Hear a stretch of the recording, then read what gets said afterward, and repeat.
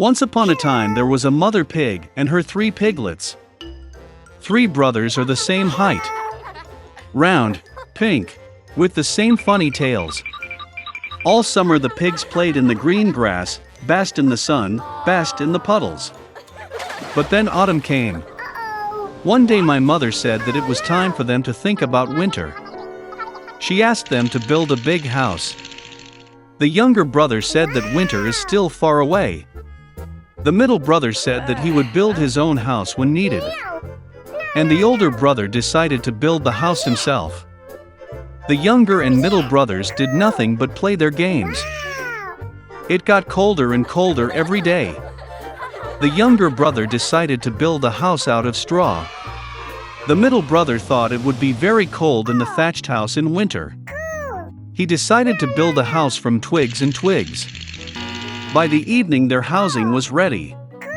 They were very proud of themselves and could not get enough of their buildings. Now they were free and could do whatever they wanted. They decided to go to their older brother and see what kind of house he had built for himself. The older brother was busy building.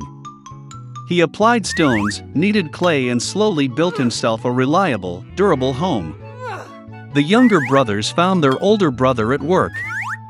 They were very surprised at what kind of fortress he was building. The elder brother calmly continued to work. The younger and middle brothers began to joke and laugh at his house.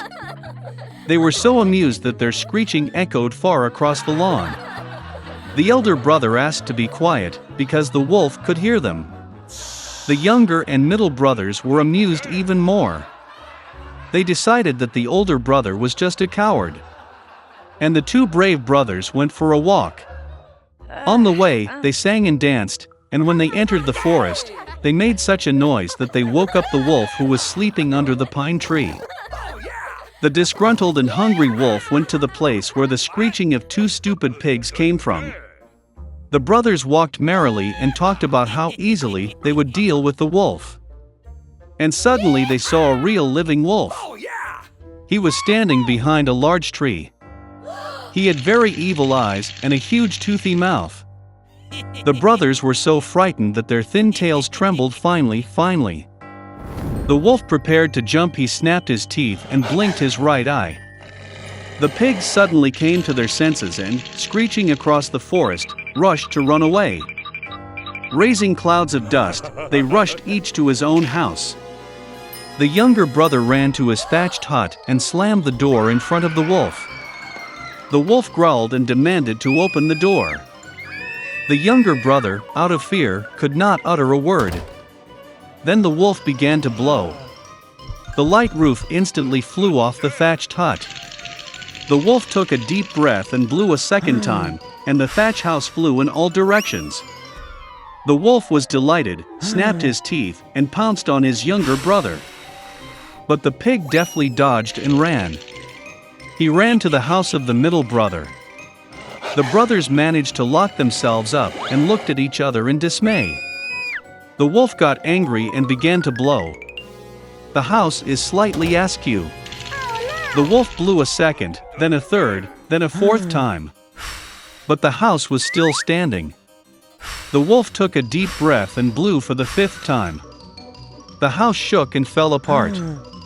Only one door stood for some time in the middle of the ruins. In horror, the piglets rushed to the house of their elder brother. The wolf ran after them. He was sure that this time the pigs would not run away from him. The piglets quickly rushed past the large apple tree without even hitting it. And the wolf did not have time to turn and hit the apple tree, which covered him with apples. One hard apple hit him between the eyes. A big bump jumped on the wolf's forehead. At this time, the younger and middle brothers managed to run into the house of the older brother and bolt the door.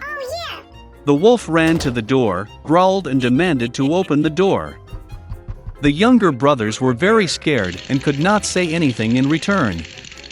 And the elder brother knew that he and his brothers had nothing to fear in a solid stone house. Then the wolf sucked in more air and blew as soon as he could. But no matter how much it blew, not a single stone moved. And then he looked up and noticed a large, wide chimney on the roof. He carefully climbed onto the roof and began to go down the pipe. The pigs heard a rustle. The elder brother immediately guessed what was the matter. He quickly rushed to the cauldron in which water was boiling and tore off the lid. The wolf went down the pipe and fell straight into the cauldron. His eyes widened to his forehead. The scalded wolf flew out with a wild roar and rushed into the forest. And the three little pigs looked after him and were glad that they had so cleverly taught the evil robber a lesson. From that time on, the brothers and their mother began to live together under one roof. Once upon a time there was a little, nice girl. She was sweet to everyone who only saw her. But she was the loveliest and dearest of all to her grandmother, who did not even know what to give her beloved granddaughter. Once she gave her a red velvet hat. And since this hat was very suitable for her, and she did not want to wear anything else, they began to call her Little Red Riding Hood. Once her mother asked to take a piece of cake and a bottle of wine to her grandmother. They say that she is both sick and weak, it will be good for her. She ordered my mother not to run away from the road, otherwise she would fall and break the bottle, and then grandmother would get nothing. And when she comes to her grandmother, so that she does not forget to say hello to her. Little Red Riding Hood obeyed, took the presents and set off. And my grandmother lived already behind the forest, half an hour walk from the village. And as soon as Little Red Riding Hood entered the forest, she met a wolf. The girl, however, did not know what kind of fierce beast it was, and was not in the least afraid of him. She greeted politely.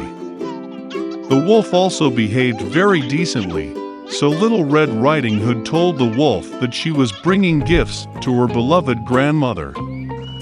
And while she was telling how to get to her grandmother's house, the wolf thought to himself how he could eat not only the old woman, but also a pretty girl. And then the wolf thought of showing Little Red Riding Hood a huge meadow with beautiful flowers.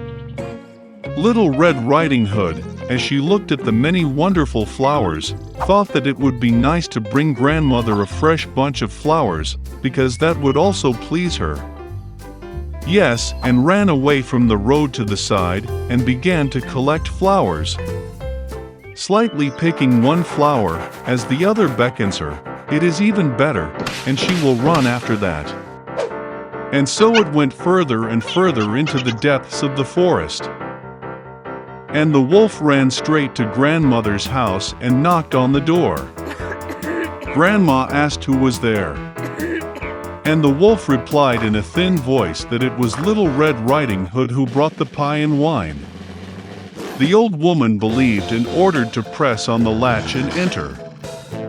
The wolf pressed the latch, the door flew open, and he ran to his grandmother's hut. He rushed to grandmother's bed and swallowed it at once.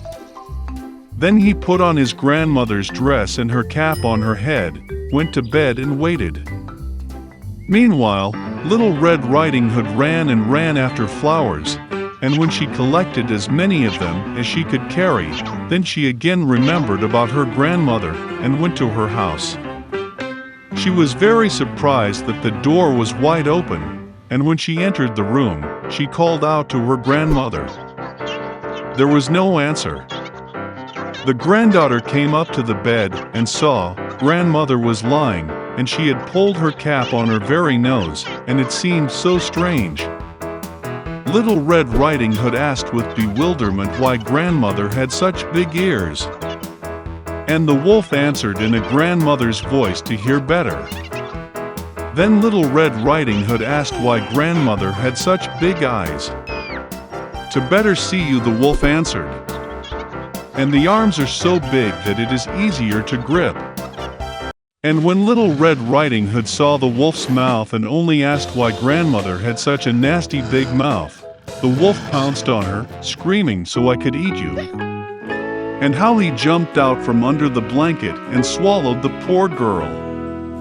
Having had enough in this way, the wolf again went to bed, fell asleep, and began to snore as much as he could.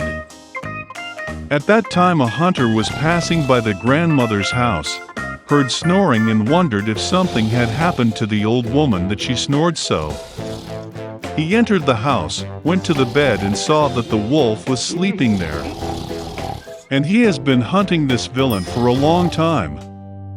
He wanted to kill him with a gun, but it occurred to him that the wolf, perhaps, swallowed his grandmother and that she could still be saved.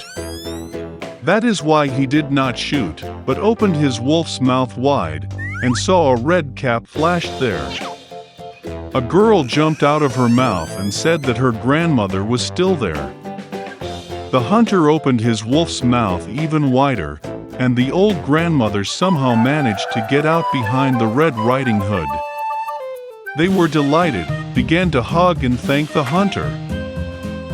They decided to teach a cunning wolf a lesson. They brought up large stones as soon as possible, stuffed them into the wolf's mouth and belly, and carried him out into the yard. And when the wolf woke up, he saw the hunter, and was about to escape, but could not bear the weight of the stones, and fell to the ground. This delighted all three, while the wolf got up and barely dragged its heavy belly into the dark forest. They never saw him again. This is how they taught the cunning wolf a lesson, and Little Red Riding Hood decided that she would never again disobey Mother's orders.